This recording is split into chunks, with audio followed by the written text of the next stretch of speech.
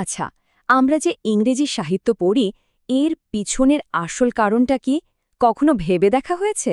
উত্তরটা হয়তো খুব সোজা মনে হতে পারে, কিন্তু সাহিত্য সমালোচক টেরি ইগলটন এমন এক তত্ত্ব সামনে এনেছেন যা আমাদের বহুদিনের বিশ্বাসকে একেবারে নাড়িয়ে দেয়।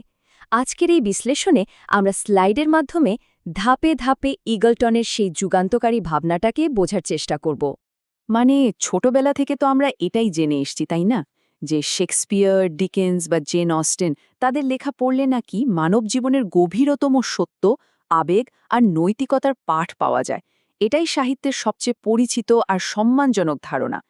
কিন্তু ঠিক এই জায়গাতেই টেরি ইগলটন এসে পুরো ভাবনাটাকে বলা যায় একটা বড়সড় ঝাঁকুনি দেন।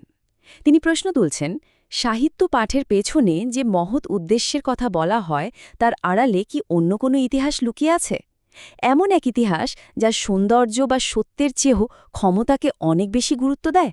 চলুন সেই গভীরে গিয়ে ব্যাপারটা দেখি। এই স্লাইডটা দেখলে পুরো বিতর্কের মূল ব্যাপারটা একদম পরিষ্কার হয়ে যাবে। একদিকে আছে সাহিত্যের সেই মহান উদ্দেশ্যগুলোর কথা, আর অন্যদিকে ইগলটনের চোখে সাহিত্য, যা আসলে ক্ষমতা, মতাদর্শ আর নিয়ন্ত্রণের এক বিরাট অস্ত্র। এই দুই দৃষ্টিভঙ্গির টানাপোড়েনটাই আমাদের আলোচনার মূল ভিত্তি। ইগলটনের এই যুক্তিটা ঠিকঠাক বুঝতে হলে আমাদের একটু টাইম মেশিনে চড়ে পেছনে যেতে হবে, সেই ১৯ শতকের ইংল্যান্ডে। কারণ সেই সময়ে ইংরেজ সমাজে এমন এক গভীর সংকট তৈরি হয়েছিল, যার সমাধান হিসেবেই প্রাতিষ্ঠানিকভাবে ইংরেজি সাহিত্যকে দাঁড় করানো হয়েছিল। ভাবুন তো একবার, পর ধাক্কায় সমাজের ভিতটা কেমন নড়ে যাচ্ছিল। একদিকে শিল্প বিপ্লব এসে মানুষের জীবনযাত্রাটাই ওলটপালট করে দিচ্ছে, অন্যদিকে ডারউইনের মতো বিজ্ঞানীরা এমন সব তত্ত্ব দিচ্ছেন যা কিনা ঈশ্বরের অস্তিত্ব নিয়েই প্রশ্ন তুলে দিচ্ছে।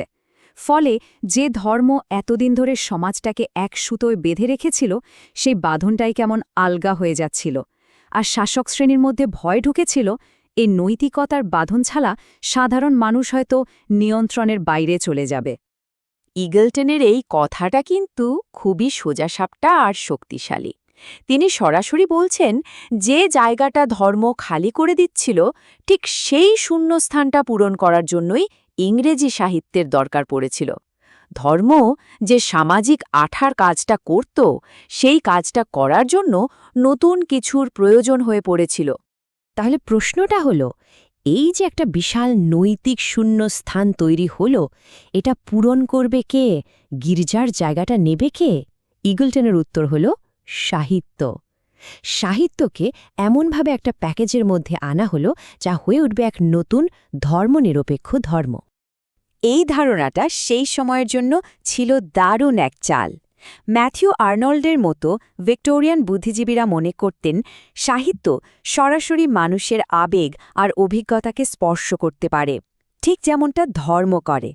তাই গির্জার বদলে সাহিত্যই পারবে মানুষকে সঠিক মূল্যবোধ শেখাতে এবং একটা ঐক্যবদ্ধ ও সুশৃঙ্খল জাতি তৈরি করতে। দেখুন, পুরো বিষয়টা একটা ঠান্ডা মাথায় করা পরিকল্পনার মতো লাগছে না? প্রথমে মানুষের আবেগকে ছোঁয়া, তারপর সেই পথেই তাদের মধ্যে সহমর্মিতা, ত্যাগ আর জাতীয়তাবাদের মতো মূল্যবোধ ঢুকিয়ে দেওয়া। এর ফলে কি হবে?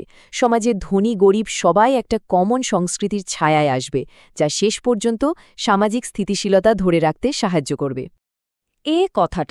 এটা কিন্তু ভেতরের আসল রাজনীতিটা একদম ফাঁস করে দেয়। তখন অক্সফোর্ড কেমব্রিজের মতো বড় বড় বিশ্ববিদ্যালয়ে বড়লোকদের ছেলেমেয়েরা পড়ত গ্রিক আর ল্যাটিনের মতো ক্লাসিক সাহিত্য, আর সাধারণ শ্রমিক, নারী আর মধ্যবিত্তের জন্য তৈরি করা হলো ইংরেজি সাহিত্য বিভাগ। উদ্দেশ্য ছিল একটাই, তাদেরকে নৈতিক শিক্ষায় শিক্ষিত করে একজন অনুগত নাগরিকে পরিণত করা। কিন্তু গল্পটা শুধু ইংল্যান্ডের ভেতরেই থেমে থাকেনি। খুব তাড়াতাড়ি ইংরেজি সাহিত্য ব্রিটিশ সাম্রাজ্যবাদকে টিকিয়ে রাখার এক শক্তিশালী সাংস্কৃতিক অস্ত্রে পরিণত হয়। এই পয়েন্টগুলো একবার দেখুন।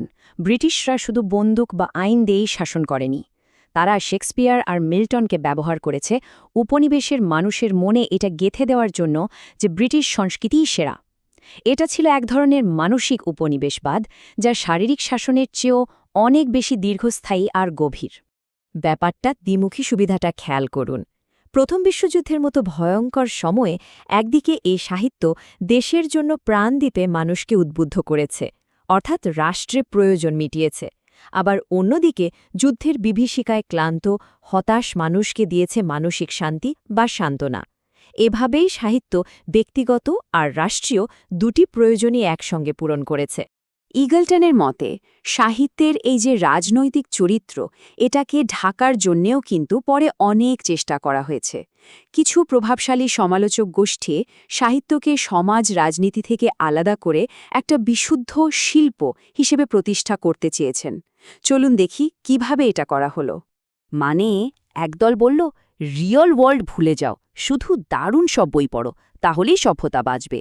আর আরেক দল বলল, আরে ধুর, ইতিহাস সমাজ কিচ্ছু ভাবার দরকার নেই, বইটাই আসল, বইয়ের বাইরে কিচ্ছু নেই। ইগলটনের মতে দুটো পথের লক্ষ্য ছিল একটাই, সাহিত্যকে রাজনীতি থেকে বাঁচিয়ে একটা নিরাপদ কাঁচের বাক্সে বন্দি করে রাখা, যাতে এর ভেতরের ক্ষমতার খেলাটা আর কারো চোখে না পড়ে। এত কিছুর পর আমরা এখন ইগলটনের যুক্তির একেবারে কেন্দ্রে পৌঁছাচ্ছি। এই সমস্ত ঐতিহাসিক প্রমাণকে তিনি একটা সূত্রে গেঁথেছেন, যা সাহিত্য সম্পর্কে আমাদের ধারণাকে চিরদিনের জন্য বদলে দিতে পারে। তাহলে পুরো আলোচনার সারমর্ম কী দাঁড়ালো? ইংরেজি সাহিত্য পড়ার পেছনে সে আসল উদ্দেশ্যটা কী, যা মহৎ সব কথার আড়ালে ঢাকা পড়ে যায়? এটাই হল ইগলটনের চূড়ান্ত সিদ্ধান্ত, যে সাহিত্য কোনো বিশুদ্ধ স্বর্গীয় বা শাশ্বত জ্ঞানের ভাণ্ডার নয়, এটা একটা মতাদর্শ। অর্থাৎ এটা এমন কিছু বিশ্বাস, ধারণা আর মূল্যবোধের সমষ্টি যা নির্দিষ্ট ঐতিহাসিক পরিস্থিতিতে নির্দিষ্ট সামাজিক রাজনৈতিক উদ্দেশ্যে তৈরি হয়েছে, এবং প্রায়শই তা কলত বা নকলত সমাজের প্রভাবশালী শ্রেণীর স্বার্থকেই রক্ষা করে চলে। ইগলটনের এই বিশ্লেষণটা আমাদের শুধু সাহিত্য নয়, বরং জ্ঞানের প্রত্যেকটা শাখাকেই নতুন করে প্রশ্ন করতে শেখায়। আচ্ছা, আমরা স্কুলে যে ইতিহাস, বিজ্ঞান বা অর্থনীতি পড়ি, সেগুলোর পাঠ্যক্রম তৈরির পেছনেও কি এমন কোনো অপ্রকাশিত উদ্দেশ্য বা ক্ষমতার রাজনীতি কাজ করে? ইগলটনের এই চশমা দিয়ে দেখলে হয়তো অনেক কিছুই নতুন করে আবিষ্কার করা সম্ভব। ভাবনাটা শুরু হোক।